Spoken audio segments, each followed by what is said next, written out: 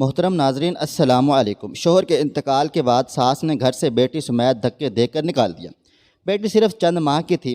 میں رات ساری اسے لیے سڑک پر بیٹھی رہی جب اچانک ایک بہت بڑی گاڑی سامنے رکی اور اس میں سے ایک بوڑھی عورت باہر آئی اور مجھے زبردستی اپنے ساتھ ایک محل جیسے گھر میں لے گئی اور میرے گلے میں ایک تعویذ باندھ دیا اور کہا اگر اتارا تو تیری بیٹی مر جائے گی۔ میں ڈر گئی۔ جب اسی رات اس کا انتقال ہو گیا تو میں اس کے مرنے کے بعد وہ تعویذ کھولا تو پیروں تلے سے زمین کھسک گئی، کیونکہ اس تعویذ میں اس عورت کا میرا شوہر مجھ سے بہت محبت کرتا تھا اور ہنسی خوشی زندگی گزار رہے تھے۔ ہماری ایک بیٹی بھی تھی۔ ہم ایک خوشحال زندگی گزار رہے تھے۔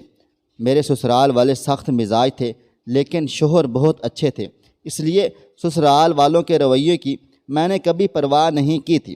میری زندگی میں آزمائشوں کا سلسلہ اس وقت شروع ہوا جب اچانک ایک حادثے میں میرے شوہر کا انتقال ہو گیا تھا۔ میری تو دنیا ہی اجڑ گئی تھی۔ میرے سسرال کا اثر روپ تو مجھے شوہر کی وفات کے بعد نظر آیا، جب مجھے 1 سال کی بیٹی کے ساتھ مجھے دھکے دے کر باہر نکال دیا گیا تاکہ میں ان کی جائیداد میں سے اپنے شوہر کا حصہ نہ مانگ لوں۔ میرے غم اور صدمے کا کسی نے احساس کیا، نہ ہی میری عدت کا خیال رکھا اور مجھے گھر سے نکال دیا۔ میرے والدین دوسرے شہر میں رہتے تھے اور غریب بھی تھے۔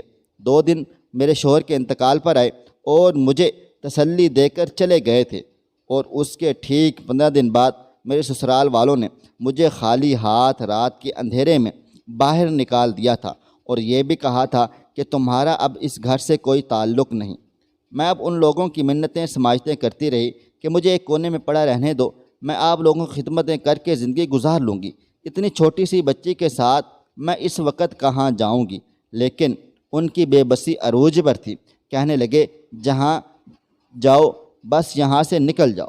میں روتے دھوتے روڈ پر آ کر فٹ پاتھ پر بیٹھ گئی۔ رات کے تقریباً 12 بج رہے تھے۔ روڈ پورا سنسان تھا۔ مجھے خوف سا محسوس ہو رہا تھا۔ میری بچی بھوک سے رونے لگی۔ میں نے اسے بہلا کر سلا دیا۔ آنے جانے والے لوگ مجھے عجیب عجیب نظروں سے دیکھ کر گزر رہے تھے۔ عورت کی عزت تب تک ہی ہوتی ہے جب وہ اپنے شوہر کی حفاظت میں ہو۔ میرے پاس تو اتنے پیسے بھی نہ تھے کہ کسی بس میں بیٹھ کر میکے ہی چلی جاتی۔ میرا سارا زیور تک میری ساس نے اتار کر اپنے پاس رکھ لیا۔ کہنے لگی ہم نے ہی تمہیں پہنایا تھا نا، مجھے اپنے کپڑے لینے دیے اور نہ بچے کی ضرورت کا سامان لینے دیا۔ خالی ہاتھ میں بے یار و مددگار وہاں سڑک کے کنارے بیٹھی تھی۔ اکا دکا گاڑیاں ہی اس سڑک سے گزر رہی تھیں۔ میں فٹ پاتھ پر بیٹھی تھی، وہیں مٹی کو کچھ جھاڑ کر اپنی بیٹی کو لٹا دیا۔ یہ سوچنے لگی کہ صبح ہوتے کہاں جاؤں گی، بچی کی بھوک کیسے مٹاؤں گی، کیا کروں گی۔ ابھی ان سوچوں کا سلسلہ ختم نہیں ہوا تھا کہ تیز ہوائیں چلنے لگی۔ آندھی سی چلنی شروع ہو گئی تھی۔ چاروں طرف مٹی کا طوفان سا اٹھنے لگا۔ میں نے اپنی بیٹی کو گود میں لیا اور اپنی چادر میں چھپا لیا۔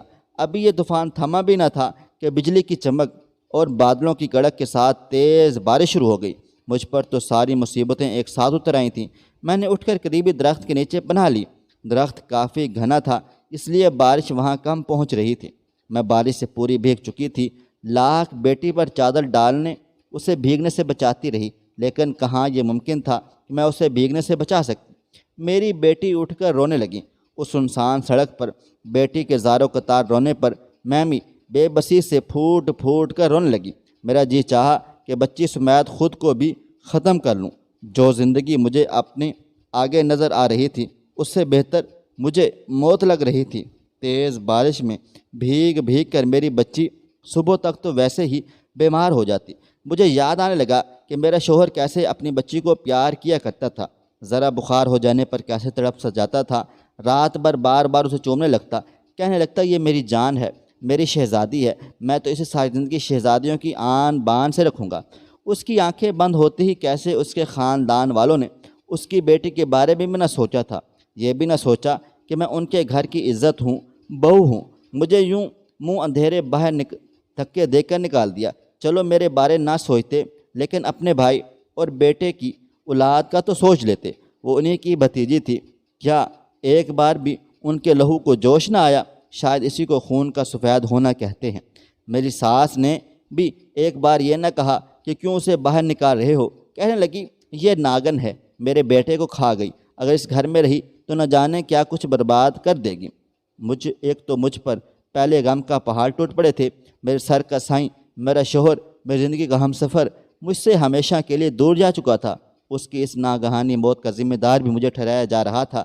میرے آنسو نہیں تھم رہے تھے، میری بچی زاروں قطار روئے چلی جا رہی تھی۔ میں نے سوچ لیا کہ خود کو ختم کر لینا ہی بہتر ہے۔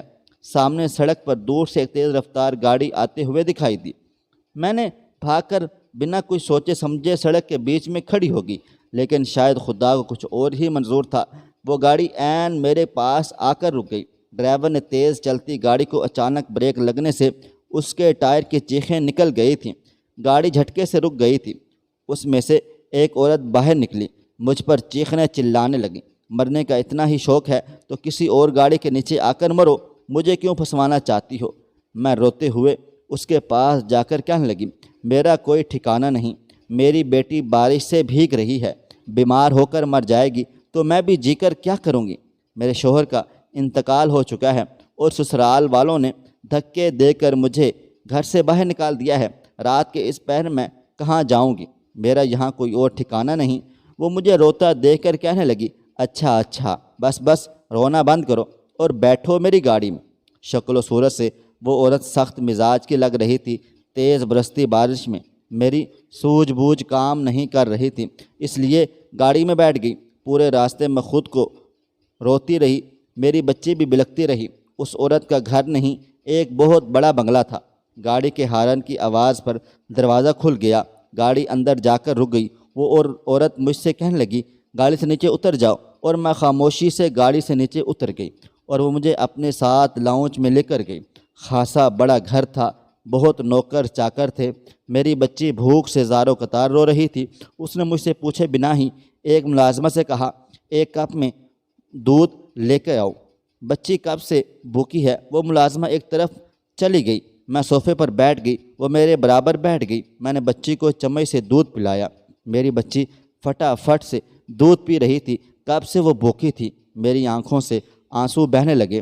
میرا شوہر اس کا دودھ کا ڈبہ ختم ہونے سے پہلے ہی اسے لا کے دے دیتا تھا کہ اس کی بیٹی کو کبھی کسی چیز کی کوئی کمی نہ ہو، اور آج میری بچی پورے 8 گھنٹے کے بعد کھا پی رہی تھی۔ نہ چاہتے ہوئے بھی میرے دل سے ایک شکوہ سا اٹھا تھا کہ میرا شوہر بھی مجھے چھوڑ کر جاتا تو میں اس کے بغیر بالکل بے سہارا رہ گئی تھی۔ وہ عورت مجھے کبھی روتے ہوئے دیکھ رہی تھی تو کبھی میری بچی کو جھٹ پٹ دودھ پیتے۔ جیسے ہی میری بیٹی کا پیٹ بھر گیا وہ آنکھیں بند کرنے لگی، اسے نیند آ رہی تھی۔ وہ عورت مجھ سے بولی کہ تم سامنے والے کمرے میں چلی جاؤ، میں تمہارے اور تمہاری بچی کے کپڑے بھجواتی ہوں، تم کپڑے تبدیل کر لو، بچی کو سلا دو اور واپس باہر آ جاؤ، مجھے تم سے کچھ بات کرنی ہے۔ میں نے اس بات میں سر ہلا کر سامنے کمرے میں چلی گئی۔ کچھ دیر بعد ایک ملازمہ مجھ سے میرے اور ایک چھوٹے بچے کے کپڑے دے کر چلی گئی۔ میرے لیے اس عورت نے شاید اپنا جوڑا دیا تھا، خاصا ڈھیلا ڈھالا سا تھا کیونکہ وہ موٹے وجود کی مالک تھی۔ البتہ میری بیٹی کا سوٹ اسے برا تھا۔ میں نے اپنے بچے کے کپڑے تبدیل کروائے اور اسے بیڈ پر لٹا کر سلا دیا۔ میں یہی سوچ رہی تھی کہ اب وہ عورت مجھ سے صبح یہاں سے چلے جانے کے لیے بولے گی۔ میں اپنی 1 سال کی بچی کو کہاں لے کر جاؤں گی؟ میرے پاس تو لاہور جانے کا کرایہ تک نہیں ہے کہ اپنے والدین کے پاس چلے جاؤں۔ پھر یہ خیال آنے لگا کہ میرا بوجھ پھر سے میرے بوڑھے والدین ماں باپ کے ناتواں کندھوں پر آ جائے گا۔ بیٹی کا یوں بیوہ ہو کر لوٹ آنا ماں باپ کی ہمت کو توڑ دیتا ہے۔ پھر میں نے یہ سوچا کہ ایک بار اس خاتون سے کہہ کر دیکھوں گی کہ وہ مجھے کام پر ملازمہ رکھ لے، مجھے وہ بس 2 وقت کی روٹی ہی دے دیا کرے، مجھے کچھ اور نہیں چاہیے، بس مجھے ایک ٹھکانہ مل جائے گا۔ میری بیٹی آرام سکون سے سو چکی تھی۔ میں نے اپنے کپڑے تبدیل کیے اور کمرے سے باہر نکل آئی۔ وہ عورت اب بھی صوفے پر بیٹھی کسی سوچ میں گمسم تھی۔ مجھے دیکھ کر ایک نظر اس نے مجھ پر تنقیدی سے ڈالی، پھر مجھے صوفے پر بیٹھنے کا اشارہ کرنے لگی۔ میں اس کے سامنے بیٹھ گئی۔ نہ جانے کیوں وہ مجھے ٹکٹکی باندھے دیکھ رہی تھی۔ میں اس کی نظروں سے نروس ہونے لگی۔ نہ جانے کیوں مجھے یہ خیال آنے لگا کہ نہ جانے یہ عورت کون ہے، کیا کام کرتی ہے، کہیں عورتوں کو بیچتی ہی نہ ہو، کیونکہ جس انداز سے مجھے سر سے پیر تک دیکھ رہی تھی، میرے دل میں ایک کے بعد ایک منفی سوچ آنے لگی کہ کہیں یہ مجھے آگے بیچ ہی نہ ڈالے۔ ایسا بھلا کون ہوتا ہے جو راستے میں گاڑی سے ٹکرا جانے والی بے سہارا لڑکی کو اپنے گھر لے کر آ جائے۔ مجھے کچھ گھبراہٹ سی ہونے لگی۔ اس عورت کا اگلا جملہ سن کر میرے حواس اڑنے لگے۔ وہ کہنے لگی، تم دیکھنے میں اچھی خاصی خوبصورت ہو، جوان اور کم عمر بھی ہو۔ اس کی یہ بات سن کر مجھے نہ جانے کیوں یہ لگنے لگا کہ یقیناً یہ عورت مجھ سے بدکاری کروانا چاہتی ہے۔ وہ مجھے غور سے دیکھ کر مسکرانے لگی، کہنے لگی، اب جا کر سو جاؤ، کل سے تفصیلی بات چیت کروں گی۔ میں جلدی سے اپنے کمرے میں آ گئی، کمرہ بند کر کے لاک کر دیا۔ میرا دل پریشان سا ہونے لگا تھا کہ اب کیا کروں، میں تو بری طرح سے یہاں پھنس جاؤں گی۔ میری رہی سہی نیند بھی اڑ کر رہ گئی تھی۔ میں کمرے میں بے چینی سے چکر کاٹنے لگی۔ مجھے یہ ڈر لگنے لگا کہ ابھی دروازہ کھڑکے گا اور ایک مرد میرے کمرے میں داخل ہو جائے گا اور یہ عورت میرے پیسے وصول کرے گی۔ جیسے جیسے میں سوچتی چلی جا رہی تھی، میرا دل ویسے ویسے بیٹھے جا رہا تھا۔ میں نے کمرہ کھول کر دیکھا تو پورے لاؤنج میں سناٹا چھایا ہوا تھا۔ میں نے اپنی بچی کو گود میں لیا اور باہر نکل گئی۔ فجر سے کچھ پہلے کا وقت تھا۔ میں یہاں سے بھاگ جانا چاہتی تھی۔ مجھے اپنی عزت کا خطرہ تھا۔ نہ جانے یہ عورت کون تھی اور مجھ سے کیا ناجائز کام کرواتی۔ میں بہت خوف زدہ ہو گئی۔ میں لاؤنج سے نکل کر باہر لان میں آتی تو سامنے مین گیٹ کے پاس کرسی رکھے چوکیدار اونگ رہا تھا۔ بارش رک چکی تھی، بس ٹھنڈی ہوائیں چل رہی تھیں۔ میں دبے پاؤں آگے بڑھی۔ میری کوشش یہی تھی کہ خاموشی سے دروازہ کھول کر باہر بھاگ جاؤں گی۔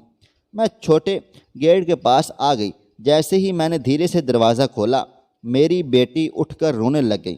چوکیدار ہڑبڑا کر اٹھ گیا، مجھے دیکھ کر کہنے لگا، اے لڑکی، کہاں بھاگتی ہو؟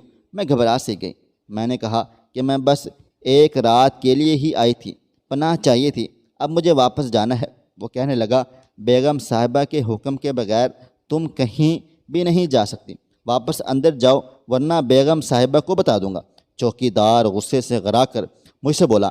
میں پریشان سی ہو گئی۔ میں واپس اندر آ گئی۔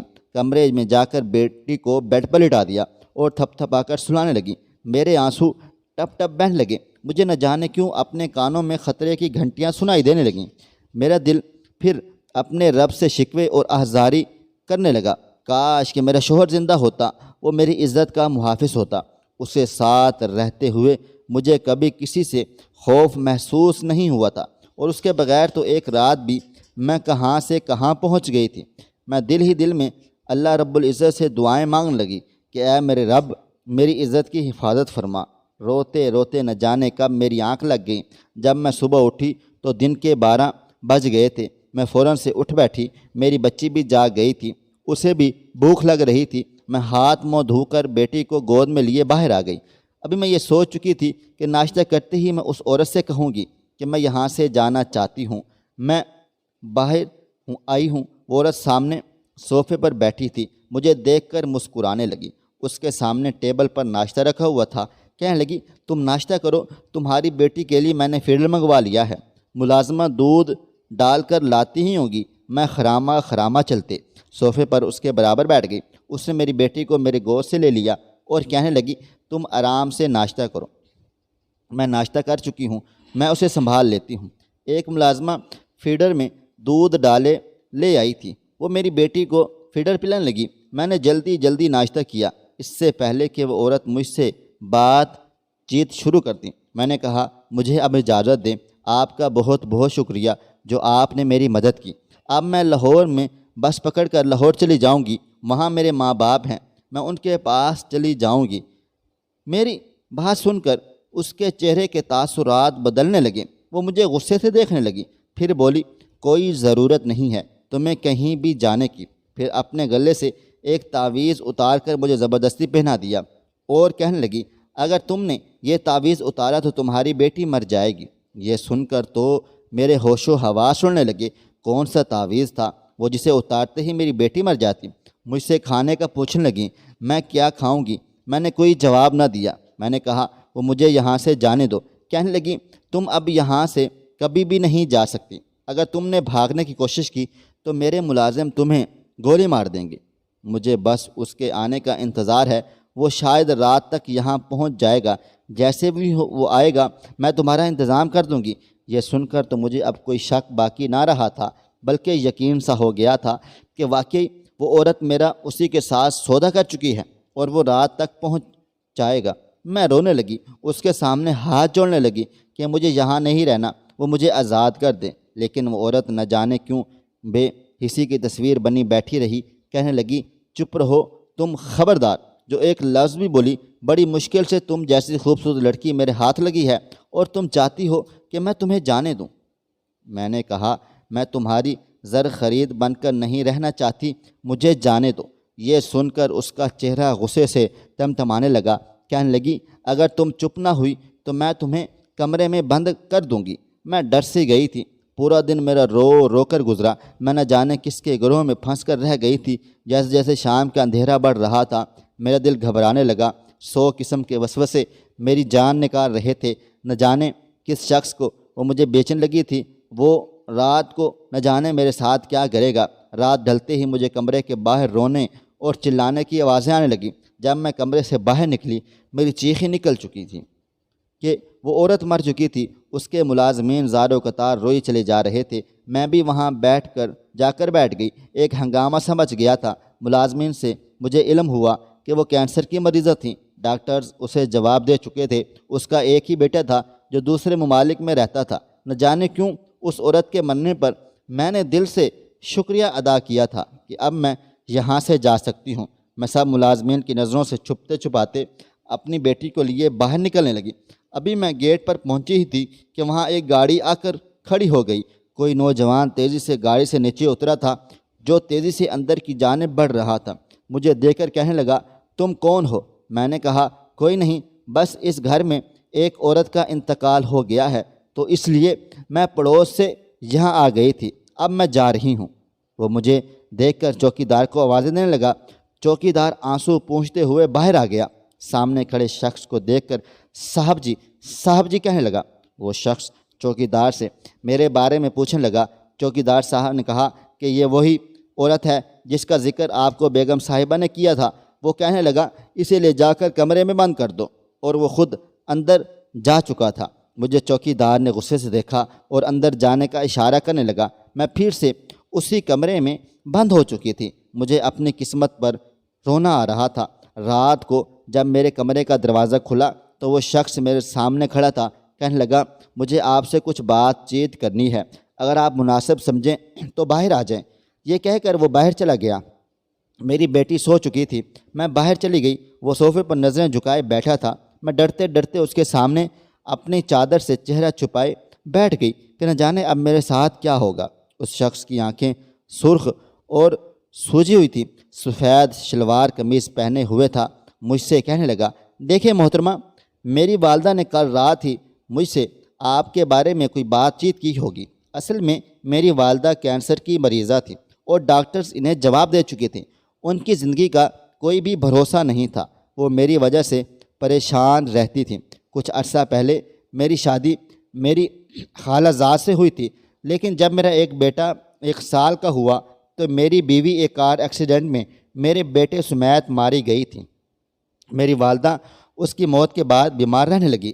میں بھی یہ صدمہ برداشت نہیں کر پایا اور دوسرے ملک چلا گیا تھا۔ میری والدہ میری شادی کروانا چاہتی تھی، لیکن کسی ایسی خاتون کے ساتھ جو پیسوں کی لالچی نہ ہو اور گھر بھی سنبھال سکے، لیکن میں شادی کے حق میں نہ تھا۔ جب میری والدہ کو یہ معلوم ہوا کہ وہ کینسر جیسے موذی مرض میں مبتلا ہیں تو انہیں میری فکر ستانے لگی، اور کل انہوں نے مجھ سے یہی کہا کہ انہیں آپ میرے لیے پسند ہیں اور آپ ایک بے سہارا بھی ہیں، آپ کو ایک سہارے کی اشد ضرورت ہے اور آپ عدت میں ہیں، لیکن میں زبردستی کا قائل نہیں ہوں۔ جب تک آپ عدت میں ہیں آپ میرے بارے میں سوچ سکتی ہیں، لیکن اگر آپ کا دل نہ مانے تب بھی کوئی زور زبردستی نہیں ہے۔ میں آپ کو اپنے والدین کے پاس بھجوا دوں گا۔ میں نے سوچا میں صبح ہی انکار کر دوں گی، میں بھلا کیسے اپنے شوہر کو بھول سکتی ہوں اور کسی اجنبی سے کیوں کر شادی کر لوں۔ پھر یہ خیال آنے لگا کہ میرے والدین میرے اور میری بچی کا بوجھ کیسے اٹھائیں گے۔ میرے گلے میں وہ تعویذ کل سے چبھ رہا تھا۔ میں نے جب اسے ہاتھ میں لیا تو تعویذ کے ایک کنارے سے کچھ سلور سی چیز باہر نکل رہی تھی جو میرے گلے میں چبھ رہی تھی۔ میں نے وہ تعویذ اتارا اور پھر یہ ڈر لگنے لگا کہ کہیں میری بچی کو کچھ ہو نہ جائے، لیکن مجھے جتنی صورتیں یاد تھیں اور میں نے پڑھ لی۔ پھر مجھے یاد آنے لگا کہ تعویذ سے ایسا کچھ نہیں ہوتا، مجھے زندگی اور موت اللہ کے ہاتھ میں ہے۔ میں نے وہ تعویذ کھول کر دیکھا تو اس میں ایک چابی موجود تھی، ساتھ ایک چٹھ تھی جس پر لکھا تھا کمرے کی الماری کے لاکر میں جو ہے وہ تم رکھ لو۔ اور میں نے جب الماری کو کھول کر جب وہ چابی اس لاکر پر لگائی تو وہ کھل گئی۔ اس میں بہت سارا زیور رکھا ہوا تھا جو میرے حالات بدل سکتا تھا۔ صبح تک میں نے اس شخص سے کہہ دیا کہ مجھے میرے ماں باپ کے گھر پہنچا دے، میں اپنے شوہر کے نام پر ہی زندگی گزارنا چاہتی ہوں۔ اس نے بھی کوئی اعتراض نہ کیا، کچھ نہ کہا اور اپنے ڈرائیور کے ساتھ مجھے وہاں پہنچا دیا۔ زیور بیچ کر میں نے اپنا چھوٹا سا گھر خریدا تھا اور سلائی مجھے آتی تھی۔ میں نے مشینیں رکھیں اور سلائی سینٹر کھول لیا۔ اس کے علاوہ بوتیک کے کپڑے بھی سینے اور سلوانے لگی۔ آج الحمدللہ میرے پاس لاکھوں روپے موجود ہوتے ہیں۔ میری بیٹی کالج میں آ گئی ہے۔